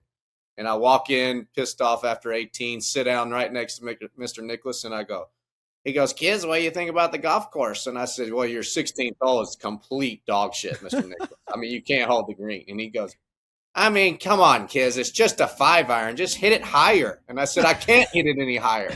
He goes, well, it's probably not for you. Shout out to you for calling him out. Oh, yeah, he's great, man. He loves this. He loves being. I mean, that's what the locker room on tour is all about, is just telling people like it is. And I just took my 2 cents to tell. You know what? He probably respects me more than every other guy walked in and lied to his face and told him how great it is. It was so bad that he's redone it twice since then. That was about 2016 or something. So all right, I wasn't wrong. Yeah, you weren't wrong. Well, vindication there. I like your the highlight of Tiger Woods chipping in from over that green, chipping back towards the water, and he goes nuts. That shot's impossible. Only Tiger Woods can make that shot. I could put you three there all day, and you would die on that hill trying to make that shot from starvation and dehydration. But he makes it on Sunday, needing to make it to win. That's only Tiger Woods. That might be the best shot in history of golf. I think Jack said afterwards, he's like, if you really think about the circumstances, the moment, and how hard the shot was, Jack's like, that might be the best shot in the history of the game. It's outrageous. It's absolutely outrageous that he made that shot. Yeah, he said like in the rough, down slope, takes a full flop golf swing, like full swing, as hard as he swings a driver, and hits the ball like 4 feet total. It goes straight up in the air, lands, and then runs all the way out, and on the last rotation rolls into the hole. It was insane. Awesome. He can land that ball in a section of that big to get it close to the hole, and he did it and made it with a full golf swing out of 7-inch cabbage with water. If he knifes it like Frankie, it's just got to go walk around to the other side of the pond to hit another shot. Bring that shot up. I want to watch it. Now we're talking so much about it. Bring that up. I want to watch it because it really is. Are you allowed to do this, or is this breaking rules? Maybe we can't. Maybe we can't. No, I think we're allowed to do a little bit of this now. Let's at the very least, let's get our own eyeballs on it, because the shot is truly preposterous. Also, let's not sleep on Kevin Kisner's Jack Nicklaus impression. That was pretty good too. I like really good. That's really a bye-bye. I can't quite get the high pitch like he has. The most amazing thing about Mr. Nicholas is his wife, Barbara, just still follows along, and he just talks about her like she's the sweetest angel in the world. It's pretty amazing how long they've been married. That's beautiful. That's pretty awesome, man. Unreal. That's pretty awesome. I got to get my hands on one of those Buckeye milkshakes. Trent, let me talk to you about a little peanut butter and chocolate milkshake. That sounds really good. Here we go. Got to go dead vertical, and he's got a ridge. Oh, here we go. He's got to carry this. Here we go, Mr. Woods. Barely over the long grass. Yeah, this not is even it. Under the green, really. On a downslope. Bounce from there, so he's going to have to go vertical with the super high lob and just take his chances. But I'd say how open inside that thing 6 feet is. would be a wonderful shot. Oh, I guess. This is a great call too. Oh yeah, look at this, Peter. Look at this. My God. Look at this. Might go in. This is Gary McCord. Might go in. It is in. That's preposterous. He goes, might go in. It isn't. As Tiger says, suck on that, Ricky Fowler. God, that was fucking awesome. He won that year, didn't he? Mm-hmm. Yeah. It's outrageous. Let's get back to that milkshake business. Yeah. What were you talking about? That's what the Buckeye milkshake is? Yeah, just a little quick Google. It's just. Have you ever seen? They call the Buckeyes like those peanut butter balls wrapped in chocolate. Melted chocolate around the peanut butter. Yeah. So they basically make a milkshake out of that little dessert that you know and love. Wow. Yeah, I mean, I love peanut butter in any capacity, in any situation. If you put it in a milkshake, you put it on ice cream, you put it on a sandwich, you put it anywhere. I'm all for peanut butter. So I'm very much interested in those milkshakes for sure. And they're not big peanut butter people in Europe or the UK, is what we found out. No matter where we went to get ice cream, which was almost every single night, they refused to have a peanut butter flavor. It was always some sort of hazelnut or like a Nutella or some weird version that they wanted you to think it was a peanut butter, but it wasn't. Give me that straight creamed peanut butter, man. I had a ice cream the other day called a double dough. Oh, Double chocolate chip cookie dough. oh, Never seen that one. And it was quite delicious. A chocolate chip cookie dough is my go-to. If it's there, I'm going to get it. Cookie dough is So the good. best. When I got back to the States, I got the most ice in my iced coffee the next morning. We got home on a Friday night and I went to Dunkin' and I just got the iciest iced coffee imaginable. And I was so, and they were happy to do it. They loved throwing the ice in there. I know we complained a lot about the lack of ice in Ireland. And I said, when I get home, the first thing I'm doing is I'm getting a Dunkin' iced coffee with the most ice. And that's what I did. It was fantastic. So, Riggs, did you ever get your bags? Yeah, I got my bags yesterday, a couple days later, which is actually a huge victory. You know, Yeah. I landed and I saw it was my golf bag and then my Dad Bod Classic Toomey bag, which is a really good one. And, you know, it wasn't the biggest deal when I landed, whatever it was, late Friday after the whole flight. And then they were like, yeah, you could do the thing online. I was like, perfect. See you later. I don't really care about my bags for a while. So they came on the next flight. I had air tags in both of them. So they tried to do they're like, oh, you should really wait. They might come out. And I was like, they're at Heathrow. I can see them. They're like, they're just in London and we're in Phoenix. So long story short, they delivered them a couple days later. It wasn't the end of the world at that point. So I have my bags. I have my golf clubs. We've got a big event, the Women's Open, the United States Women's Open. Biggest event they got for whatever reason in the women's game. U.S. Open just carries more weight than anything else. Nelly Korda coming in with a hilarious string of finishes so far this year. Nelly Korda has gone first place, second place, tied for second place, first place. She won the Chevron, first place, and tied for eighth is her only start this year where she didn't finish first or second. She is the betting favorite on the DraftKings Sportsbook at plus 350. She has not won the U.S. Women's Open. She finished, I think, second at Erin Hills, where she was right there. And she's the biggest star in the game. She's currently the best player in the game. She's 27 years old, already has 18 wins, 3 major championships, but not this one. It's at Riviera, which Riviera is one of the more cherished courses that we see year in, year out with the Genesis and being a PGA Tour stop. It gets a lot of chatter about how it should be a major championship venue. And over the next 5 years, we're going to see a good amount of it. Obviously, it's going to continue to host Tiger's event, the Genesis, most years. But this year, it's the U.S. Women's Open. In 2 years, we've got the 2028 Olympics. So we're going to get the men and the women playing it when the Olympics go to L.A. And then in 2031, Riviera will be hosting the men's U.S. Open. So we're going to get a lot of Riviera. Kiz, I think you only played Riv like once. I know you're not a big West Coast guy in general when it came to the PGA Tour schedule, but curious just your thoughts on Riviera in general. Yeah, I'll be interested to see where they play the tees from for the Women's Open. I played Riviera maybe 2 or 3 times in my career, never fell in love with the greens. The golf is too hard if I can't make 5-footers for par out there. I never felt comfortable in the Poana.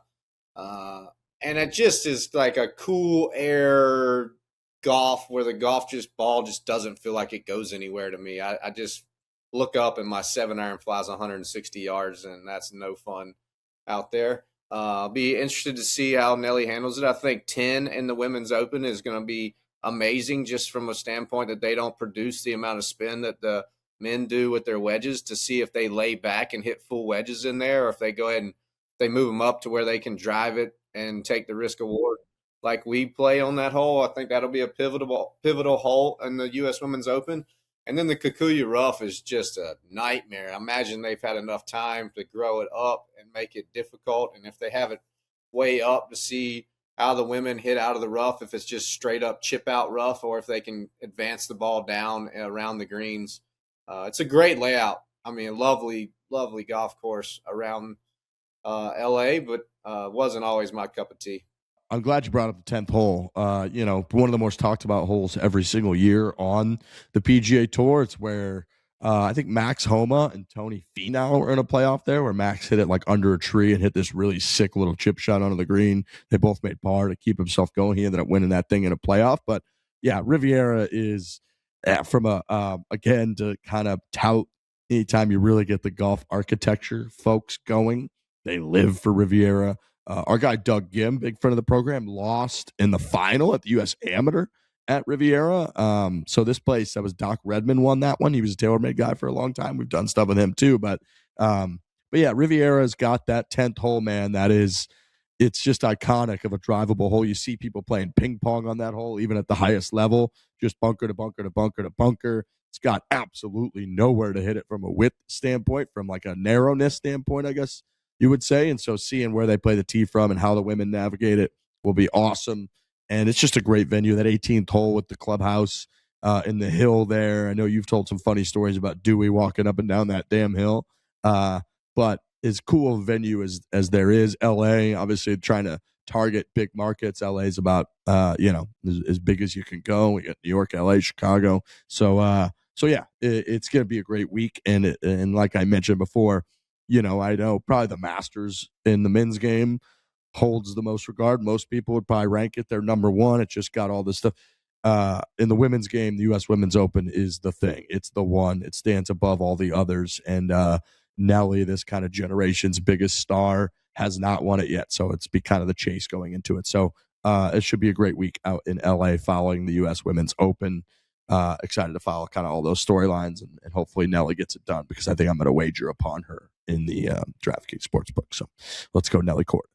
Speaking of Doc Redman, I just saw he won this last month. Yeah. He Knoxville, won, right? He won in, I think, Chile. I think it was a Corn Ferry Tour event. Oh, he's won again. He won again like last week. Did he? Yeah. Holy smokes. I think he won Scott Stallings' event in a playoff in Knoxville. I was just on a trip with Stallings, who was the host of the Knoxville Corn Ferry event. The one that I saw, he won the Estera Chile Classic on the Corn Ferry Tour. It was his first win. And we've been with Doc Redman for a long time. We have a hole-in-one challenge with him that we did years ago. Hit Jake Bass in the dick. My bad. Yeah, Trent hit Jake Bass right in the cock, the top of it. It's insane. Go back and watch that video. It sounds like it hits rock solid wood. But he has a baby. He has a girl. He has a baby girl that was just born. So everything works. It's fine. Everything love works. to see that. We're all good. But yeah, so I didn't know that Redman won again. I mean, this guy's on fire now. It's nice to see when a guy kind of goes through a little bit of a lull. He's getting, TaylorMade sponsorships. He's going to be the next thing. You see him out there in the same type of shoot with Tiger Woods and Rory McIlroy, and you're like, oh, Doc Redman's out here. And you don't see him for a couple of years, and he's grinding on the Corn Ferry Tour to get a win in Chile. And then I don't know how he did recently, but obviously his game's coming into form, which is awesome to see. Great dude. Awesome dude. Love Doc Redman. Yeah, he's always been awesome. Yeah, with he us, won in Knoxville. Wow. May 21 to 24. So he's just on fire right now. The reason I know is the playoff, his putt went to the hole and stopped, and then it fell in to win. That's so good. That's so good. Yeah, if he gets one more win, he goes automatically up to the PGA Tour. Yeah. I've always respected him. I followed him on Instagram for all these years, and he has a Clemson Tiger, and then he just has Carolina Hurricanes in his bio. He's a huge hockey fan.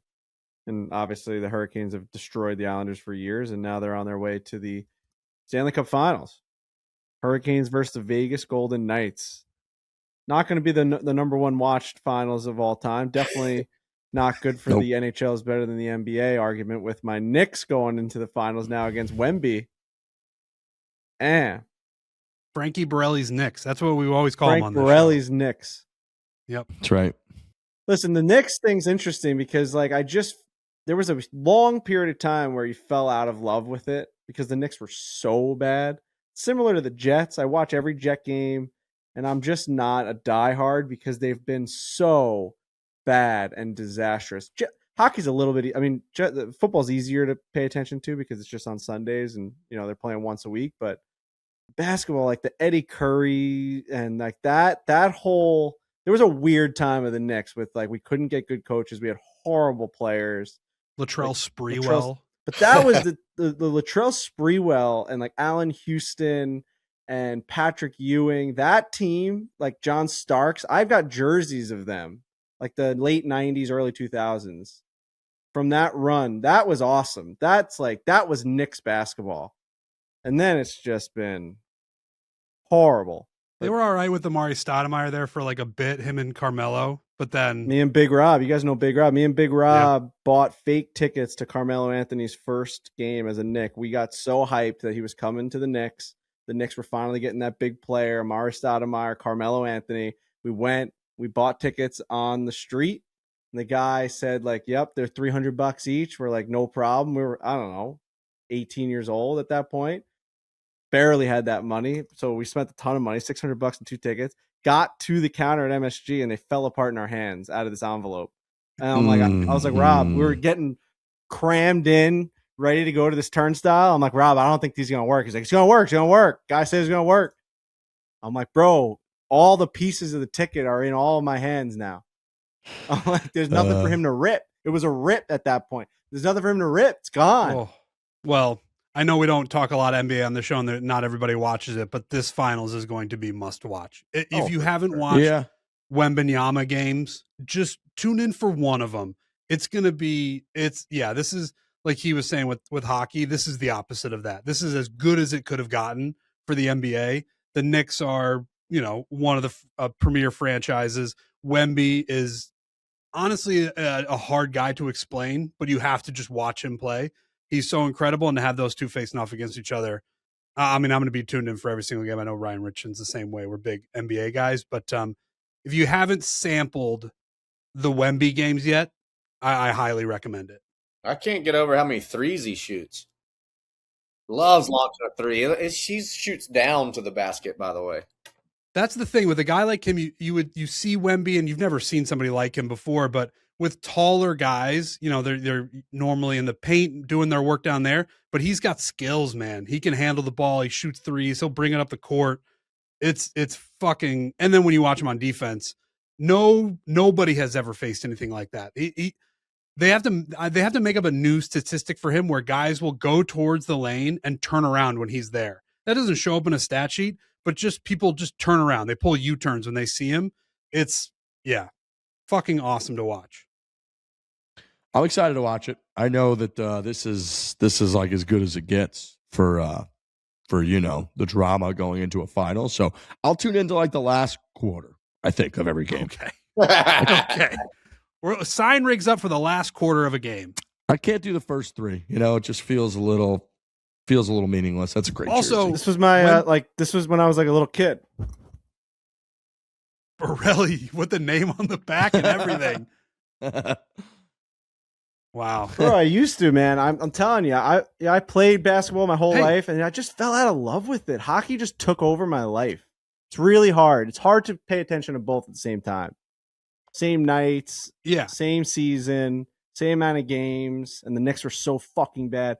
And like, I wish I had that sense of pride of like waiting for this championship forever, but I just fell out of love with it. But I'm definitely hyped up now. It's a New York championship. Sick. Big one. We got our Liberty a couple years ago. Yep. We went to That's the right. streets for the WNBA championship. We loved that. And now the NBA.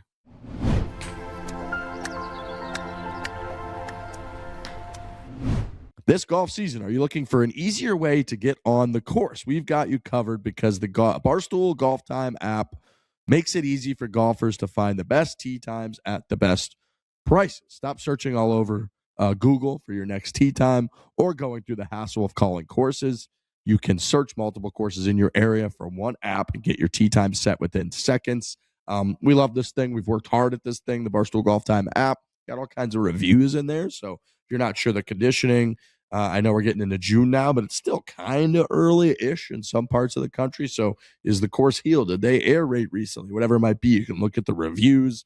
And then we've done quite a few reviews at a bunch of courses as well, especially here in the Arizona area. If you click on the Barstool Golf Time app and you scroll through, you can see where I played a couple different holes and gave my little review of the place.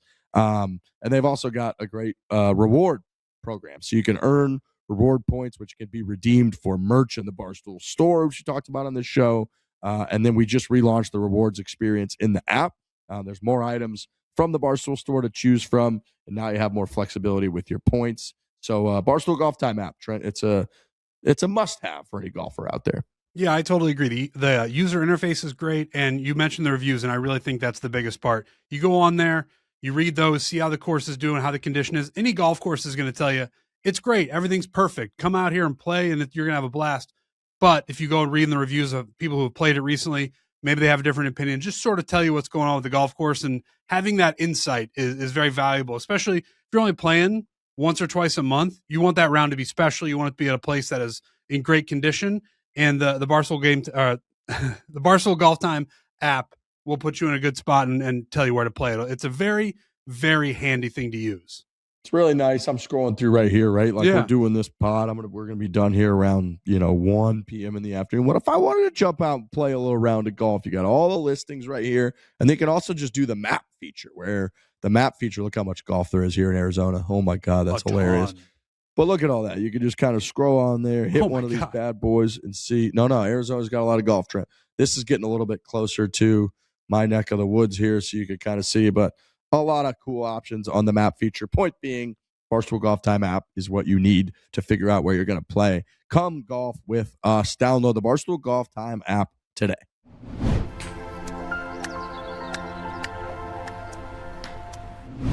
Internet Invitational. Folks, people have been getting their invites, and the prize pool up to this point, Dave announced over the weekend, the prize pool, the purse, as you call it, has reached $4 million for the 2026 Internet Invitational. Last year's in 2025 was about $1.5 million. The $1 million was really touted. That was what was won by the winners in the final match. But Dave had about a $700,000 little slush fund that he was throwing bets out at people, basically trying to get them to make big decisions for money. Couldn't really get anybody to bite. He found out afterwards that people had chosen to split skins and all of that, which I think will be different. But long story short, $4 million purse going into this year's event. It could get even higher. For context, the average LPGA Tour purse is $3.75 million. The One Flight Myrtle Beach Classic, which was the opposite field event a few weeks ago on the PGA Tour, had a $4 million purse. The average Korn Ferry Tour regular season event has a $1 million purse, and the average DP World Tour event has a $3.5 million purse. Those numbers might be a little bit off, but that's what I found in my quick research, so close enough.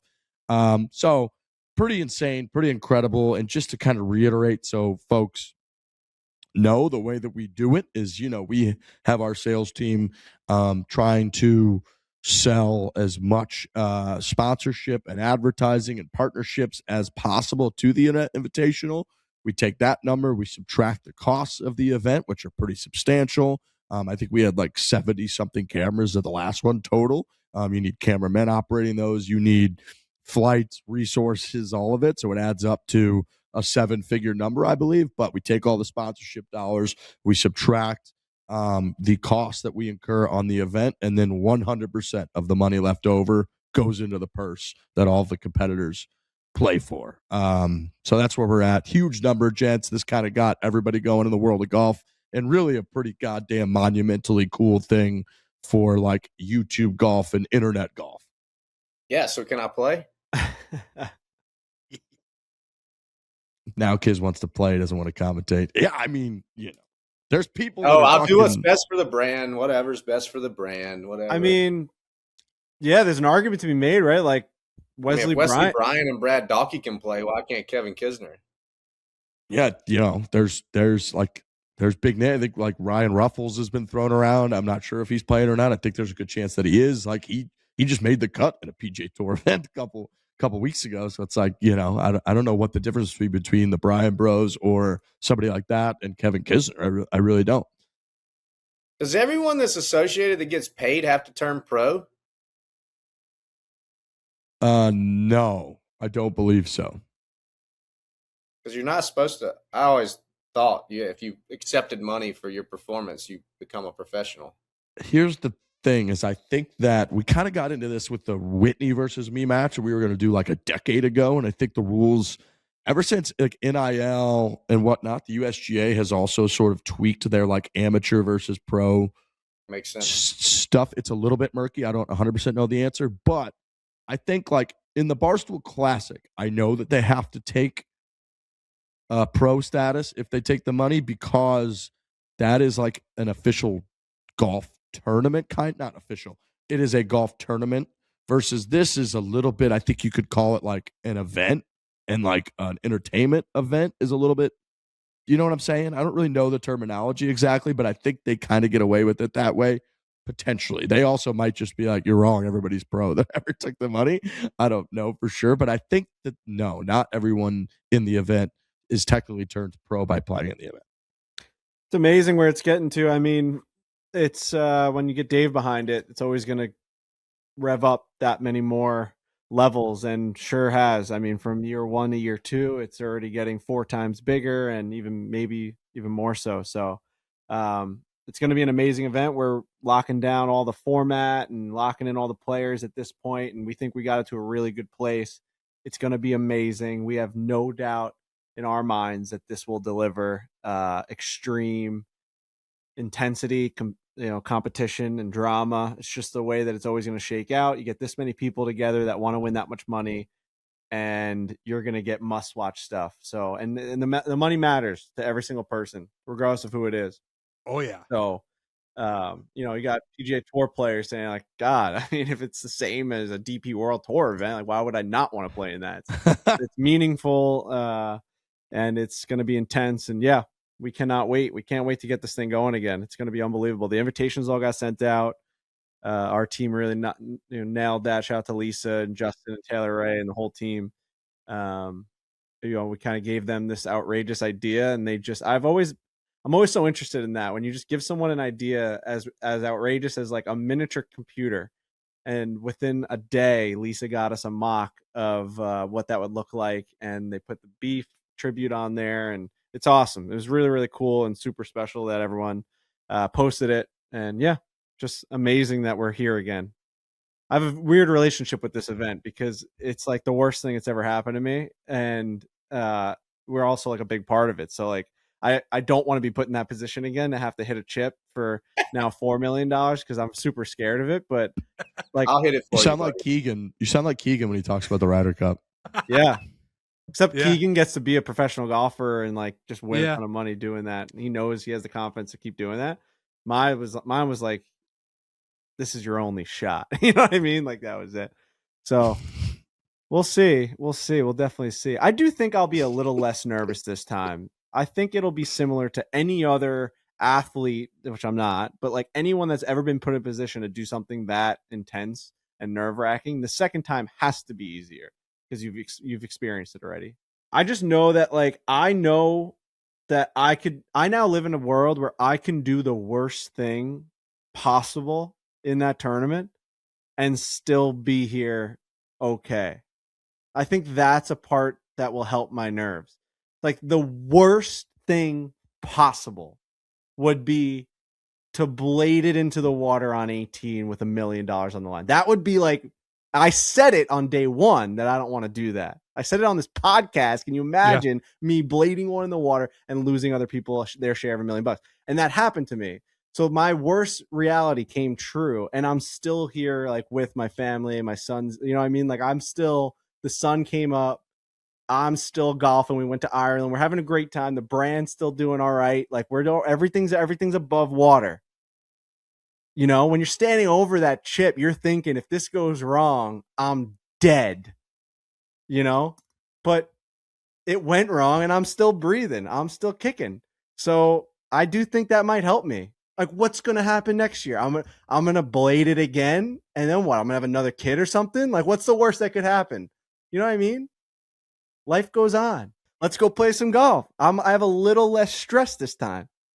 I've seen the other side, and it's bad, but it's okay. It's just a game. Great content. Just a game, Fokker. All right. I believe, Ryan Richardson, we have a little from the gallery to do, which is brought to you by Sport Clips. We've got the voicemails. We love doing the voicemails from the gallery. You could call in. A little reminder, the number is 646-685-4717. That is 646-685-4717. Leave a little voicemail, and we just may listen to it on the show. Again, this is brought to you by Sport Clips. At the end of the day, every guy wants to feel confident. A big part of feeling confident is your hair. That's where Sport Clips haircuts comes in. Sport Clips is all about helping guys show up with style. Sport Clips has been built around stuff guys are actually into. They got sports on the televisions, laid back, cool environment, no hiding under a hat afterwards. There's a difference between getting a basic haircut and getting a cut from stylists who actually know men's hair. That expertise is what gives Sport Clips an edge. Their app is great. You can just go in, sign up. You don't have to wait in the waiting room for a long time. Show up with style with Sport Clips. Check in online today. Here we go. We got a little from the gallery action. All right, I'll preface it by saying this one kind of threw me for a loop this morning, so I'd love to hear you guys maybe discuss this. I know you love hypotheticals or like discussing random stuff, so this might go good, it might go bad, but let's see. Hey, Foreplay, listen, we've been debating this all together with the group. Is Tiger Woods the buffalo chicken dip of golfers, or is buffalo chicken dip the Tiger Woods of dips? Let me know what you think.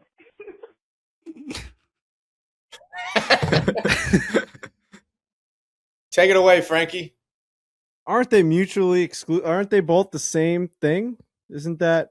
Is Hold Tiger on. Woods? I think buffalo chicken dip is the Tiger Woods of dips. I agree with that. Not the other way around. Well, what would the other way? So you're saying that Tiger Woods is buffalo chicken dip is not. Sorry, Tiger Woods is not the buffalo chicken dip of the PGA Tour. Is that what he asked? Yeah, or is buffalo chicken dip the Tiger Woods of dips? Interesting. So when I go golfer in my head, it just doesn't correlate the same to me. Yeah. Yeah, it kind of broke my brain a little bit, if we're honest. I think that's about right. Yeah, and I think like if there's any argument to if he's not the best, right, the Jack people will come out at us, and you can find an older dip. You know, maybe it's like a hard cheese spread. Queso. Yeah, but queso's a new age dip. Like, what's an old dip, dude? Bro, I think queso's pretty old. No, it's just melted cheese. Yeah. What's an old ass dip, dude? Buffalo chicken is a little bit more new school. Let's all agree on that. Agree. I think so. I don't think our parents were like doing buffalo chicken dip in like high school, right? I don't know about that either. I feel like that came on a lot with like the Qdobas and Chipotles of the world. Spinach artichoke. You know what I mean? That's a good one. I don't know, man. I've been eating queso since I was knee high to a grasshopper. That's been around forever. I think the funnier thing would be like assigning dips to each PGA Tour player. You know, who's Ranch? Who the hell is Rory. Ranch? Is it Bubba Watson? A little zest. He's got a little kick to him. It's a little. No, Bubba Watson. He's not. What's Ranch. Bubba Watson? He's got a little spice to him. Hey. God damn, that is tough. Assigning dips to PGA Tour players. Dude, assign one dip to another guy right now. I gotta. Oh fuck, dude. I already burned my queso. I like queso to me. I'd say Scotty's Ranch. I mean, it's a staple. Ooh. You know, it's very smooth. It's very like it's always there. You know, I'd say Scotty Scotty's Scheffler Ranch. is ranch dressing. I like it. Ranch dip. I like that too. You can. It's multifaceted. You Then can who's use honey it. mustard? Oh. All right, so who's a golfer who can play at like any style of golf course? Like Scotty Scheffler. I know Scotty Scheffler's every dip. Scotty Scheffler's the 5-layer dip. He's got to have a little bit of everything. Rory's Grand Slam winner. You know, he's won everywhere. I know, He won I'm everything. trying to think of like a European dip for him. Really hard, man. True. I don't have dips on the top of my head, do I? There's really I not mean, many. in Europe, what they'll do is they'll do mayonnaise. You can dip fries in mayonnaise in Europe. What was that Francis got? Like the brown dip or something that we had at the end there? Oh yeah, it's like they have Irish ketchup, people do, but there's also an alternative. It's like brown sauce. Rory might be brown sauce. I don't know. He's Irish. It feels like an Irish thing that they do. I like that. Yeah, brown sauce, guacamole, John Rahm. Wow, this question really took us to a place where I didn't anticipate it going. Me neither. Way to go, Ryan. I wasn't sure how that one was going to go, honestly. There's really not many dips you find out. You know what my number one all-time dip is? No free ads. It's called Hell of a Good Dip. It's my number one. Oh, I know that. It's called Hell of a Good Dip. You can get it at any of these damn stores. It's in a red container. It's like a French onion. It's like a sour onion dip. It is so addicting. It's scary. I'll put my whole fist in there and I'll do it. I'll do it all. Like I don't even need chips anymore. It's called Hell of a Good Dip. When football season comes around, dude, my mouth starts to like burn. I eat so much of it. Oh, that sounds so good. French onion dip. Hell of a good dip. It's so fucking good. Just so much salt, yeah? Oh, all of the salt. And then, are you a big Lay's, Ruffles? What kind of dipper are you? Or are you like a Tostitos scoops? I've turned into a multi-grain scoop guy with a French. Scoops are great. No, I like the Ruffles because they have better integrity than the Lay's do. Like the Lay's, I feel like will break off into the dip, which is, I mean, that's an adventure all on its own, which isn't the worst thing in the world. But if you Ruffles are like they're more, you can get more on it, and it's not going to break off. Lay's wavy might be above a Ruffle to me. Kids, what do you snack on? What's your nasty little your 3:00 in the morning? I like cheddar sour cream chips, man. Ooh, so good. Yeah. Those are my favorite chip, by far my favorite chip. My mom used to make this, has to be the worst dip ever for you when I was a kid. Velveeta cheese and hamburger kind of made in the skillet. Ooh. Or maybe the crock pot, maybe. Yeah, man.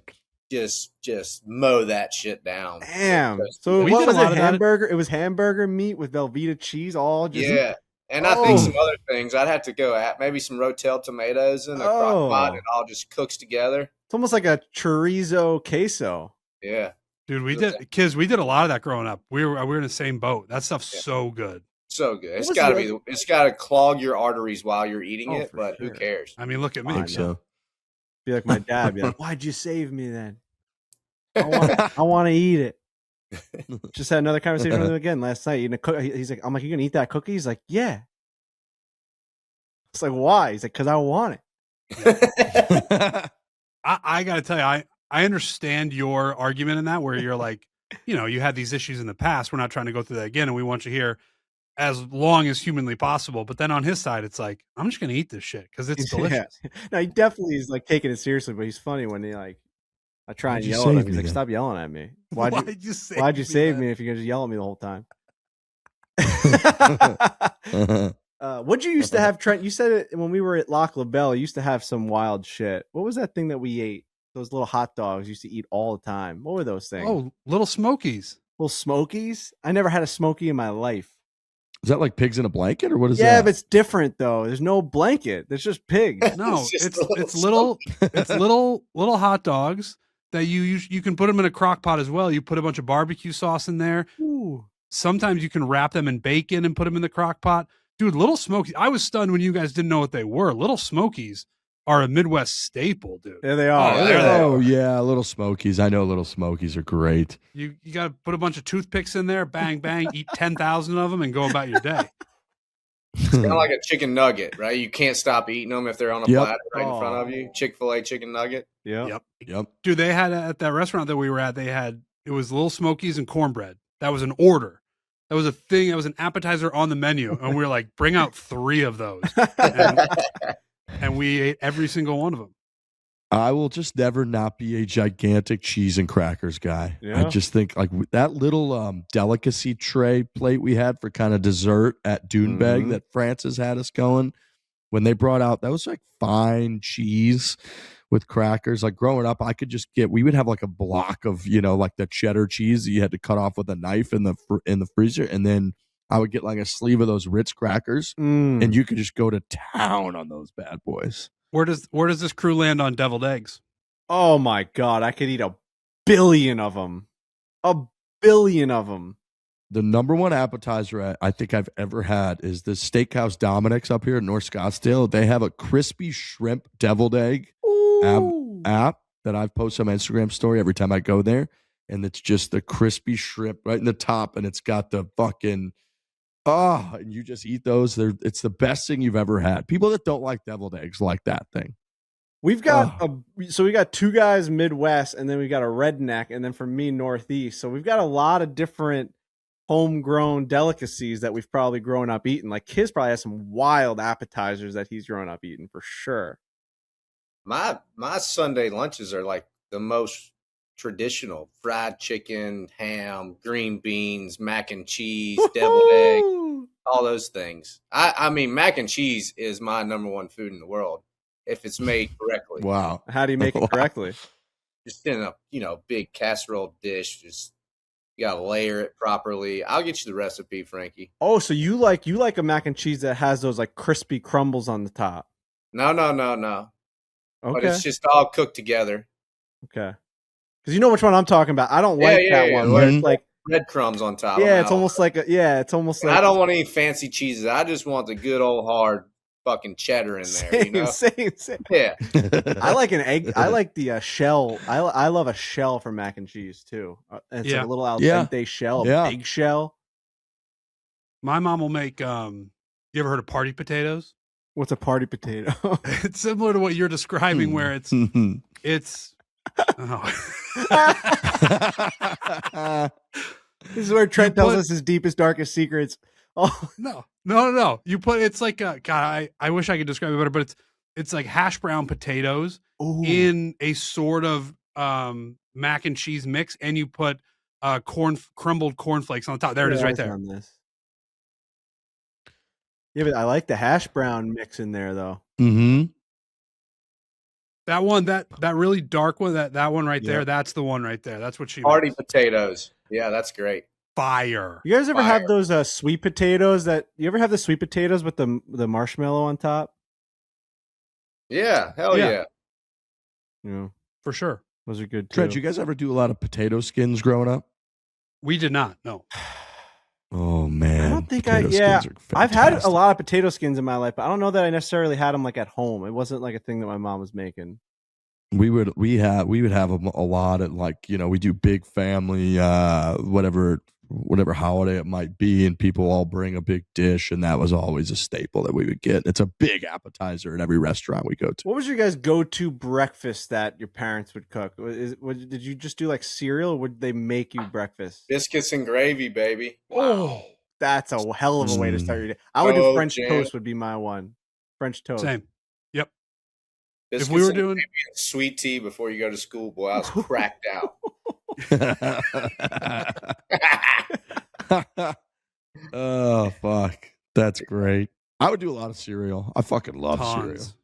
I know cereal's so good. Cereal's hard to beat. I like cereal at night. Oh yeah, I haven't had enough cereal at night. Now that I got my own house, I'm my own damn person. I should be eating way more cereal at night. I should be pouring myself bowls at night, watching. That's what I should be doing. Well, as a caveat and a warning, you're going to be pooping. True. Well, I'm already having ice cream. I think I should switch it for the cereal, though. You know what I mean? Cereal and ice cream for dinner. Cereal and ice cream for dinner tonight. Hannah's going to love you. Yeah, I just end up in the same bed my dad was in like 10 years earlier. Ooh. Oh, God. That's funny. All right, boys. That's a hell of a show right I got to go there. to swimming lessons for Frankie. Yeah, I got a tennis. Wow. 15 minutes, so cut it off. Everybody's got places to be. All right, that's a wrap. That is a wrap. Big week of golf, like we said. Memorial, great tournament, U.S. Women's Open, as big as it gets in the women's game, Riviera. So a lot to look forward to this week. We got NBA finals, NHL finals, so much going on. Big thanks to Ryan Richardson, managing the show, editing the show, producing the show. We appreciate everyone listening. And we will be back on Thursday as always. Hit it hard. Hit it hard. Hit hard. Did it hard.